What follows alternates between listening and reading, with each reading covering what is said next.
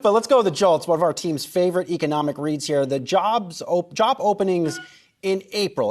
That's a very important thing to keep in mind here. Job openings in April decreased to 11.4 million. Hires in total separations were little change at 6.6 million and 6 million respectively.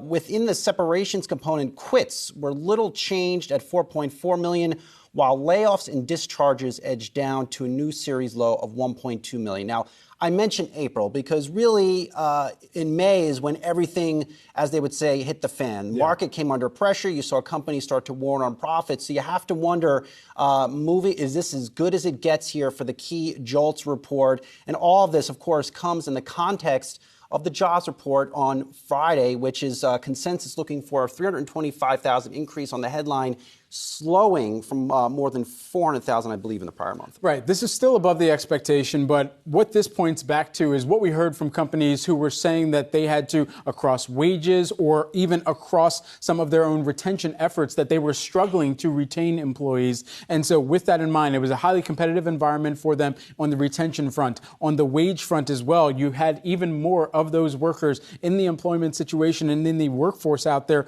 who were willing to say, you know what, I quit on the basis of there's somebody else who's going to pay me more out there, and I feel highly confident. It's the question of when some of that confidence starts to run out. Inflationary pressures certainly dampen the distance that a dollar goes for a worker. And so with that in mind, if you are out of the workforce, how much more does that push you back into the workforce and more immediately? And where does some of that negotiating power start to or begin to run out? It's not present within this report, at least right now, but at least in the future, that is one consideration that companies, even as you're looking at the relationship between working from home or even being able to work from home or working from wherever and the considerations there, where does that start to get factored in? I think it is interesting, though, on the number of hires, little changed at 6.6 million that you mentioned a moment ago. Yeah, now the key for this report, at least moving forward, you want to lock in on every time this comes out is layoffs and discharges. You're already starting to see a lot of companies announce layoffs. Of course, this is happening inside the big tech space, but still something to watch.